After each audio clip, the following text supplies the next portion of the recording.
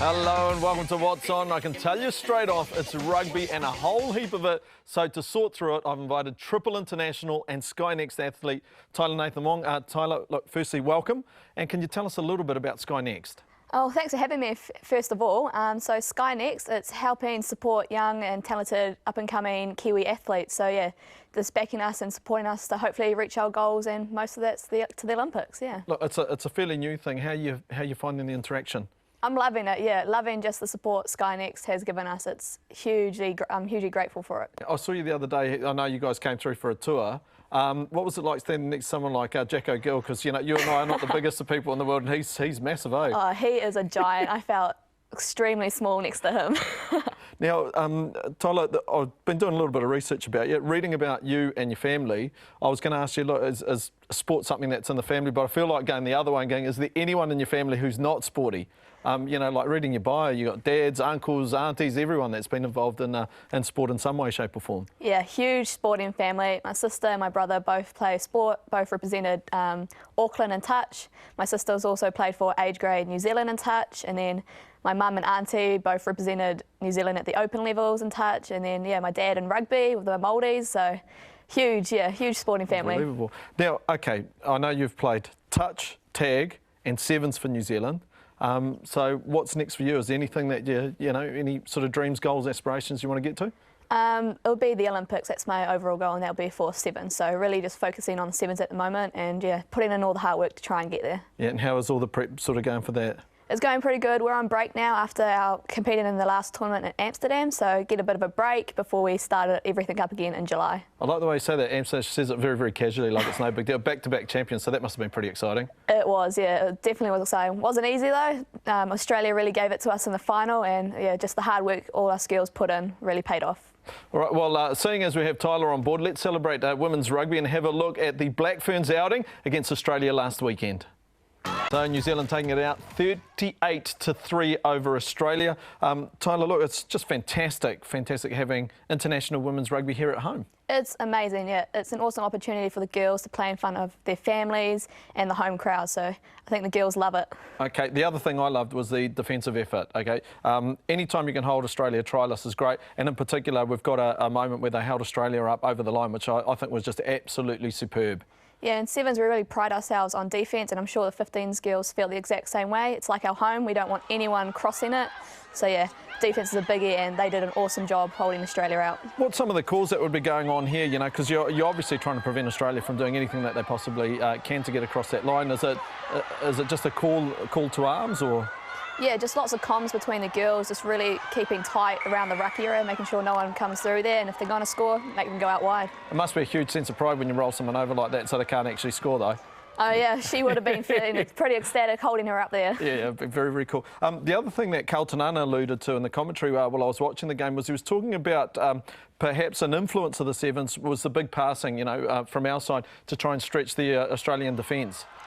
Yeah, passing in seven, yeah, as you can see there, passing in sevens, you're passing about 15 to 20 metres, so the influence of the sevens girls in there is, I think, huge. We're getting the ball out wide quicker.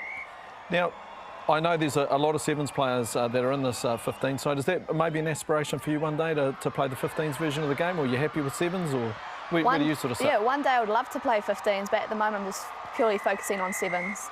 Yeah. Look, what do you think some of the sevens skills, apart from the passing, could take into the 15s game? The fitness levels, yeah, definitely the fitness levels, because in sevens, there's only 7 you on the field, so you've got to be extremely fit, so transferring the sevens and then into 15s, there's more players, so they'll definitely be able to last the full game. Yeah, would you sneak a little break in there? No, I didn't say it. Yes, I did say it. Sorry, I did say it, yeah. But no, I know what you mean. It's quite, the physicality is just grueling in sevens. I actually don't know how you guys do it, but I'm a really unfit couch potato, so it's easy to say that, Now, okay. We touched on your family growing up. Talk to me about the backyard at home on a weekend or, with daylight savings. Was there a game always going on with, mum, dad and everyone being so sporty? We used to have, on Christmas time especially, we have these big family touch games, so the whole family comes down, we all get real competitive and play against each other, so it's pretty awesome. Okay, who won the majority? Oh, we can't say that, I can't say that. So we've got, just to let you know, we've got mum and your sister in the studio, so they're all like looking at me like, hey, it was us. But you can say it was you, Tyla, if you want. Nah, it's all right. All right.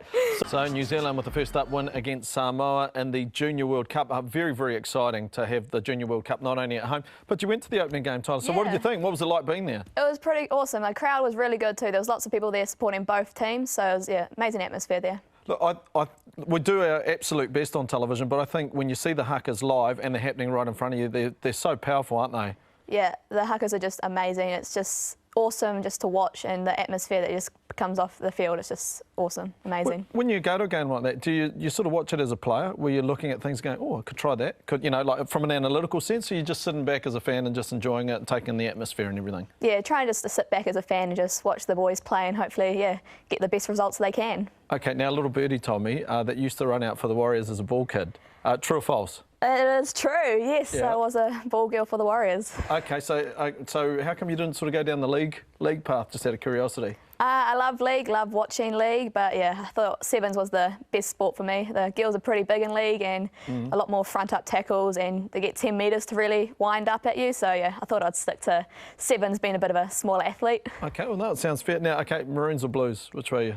I'm back in the Maroons. They're my team. My whole family supported them, even when they were losing to the Blues at this 8 years ago, was that now? Yeah, so still sticking behind the Maroons. Yeah, I thought you might be. OK, you're obviously disappointed then, yeah? Yeah, slightly disappointed, so hopefully they can bring it back in the next game. Yeah, now, what do you think Jonathan Thurston would say if I said to him, hey, look, Tyla said you didn't have the best of opening games? Which is what you said about a hero.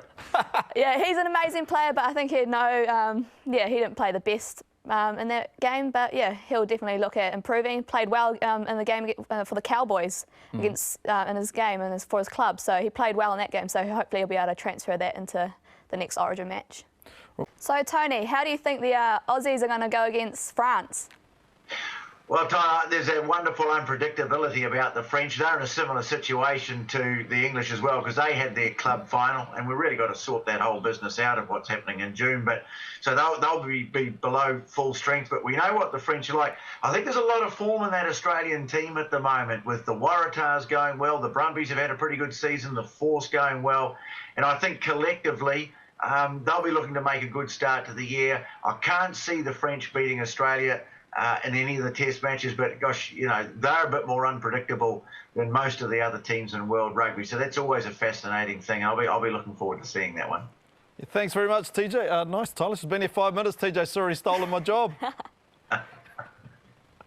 Well, I just hope she keeps playing for a long time yet, Dennis, because she's a fantastic talent. So, maybe you might be safe for a few years yet.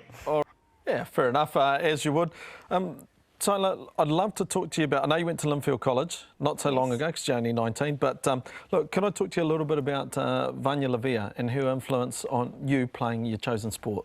Yeah, well, she pretty much got me started in rugby, so I played touch pretty much all the way up to college, and then my first year in college, she invited me down just to play for the school team, the tennis side team, and then from then on, I've just loved the sport of rugby. She invited me to go along and play for Maris, which is her club, and then, from then on, I've just kicked off from there. So grateful for her for introducing me, to rugby. So very grateful for that. What sort of foundations does touch give you for a tackle game? Like everyone talks about Sean Johnson, for example, at the Warriors. Yourself making the transition into sevens. Is there a set of skills that it gives you that it steers you good in terms of the sevens game? Yeah, you definitely get the vision from touch, because you're always looking around and stuff like that, and then passing ability. So really being able to work off the ball with other players and then passing long and short. So it's really good for that.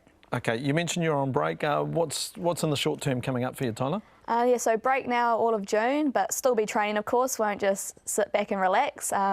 Keep my training going, and then in July we reassemble again as a 7 squad before really the tournaments kick off again later in that year.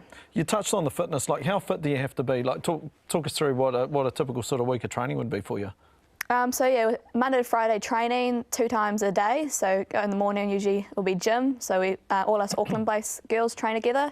So we gym in the morning, and then in the afternoon we'll do our own conditioning type session. So it's pretty intense, and definitely got to be fit for sevens. Yeah, in terms of beep test, what sort of score? I know it's not called the beep test anymore; it's got some other cool name. But what sort of scores would you have to record in order to be acceptable for a sevens team? Yeah, so we do the yo-yo. Yo-yo, that's the one. Sorry, old school.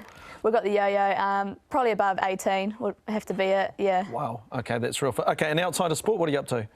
I'm a student at AUT University. I'm doing a Bachelor of Sport and Recreation part-time. So, yeah, when I'm not playing sport, I'll be hitting the books. All right, well, hey, look, good luck with the studies. Good luck with the Christmas touch game. Hope that goes well. And also, best of luck with making it to Rio and all your dreams and aspirations in the sport. Thank you so much. All right, well, thank you very much, Tyla. Yes, make sure that you tune in to our show to find out what's coming up. And, of course, if you can't see your sport at home on your couch with your big telly, there's always Sky Go for you as well.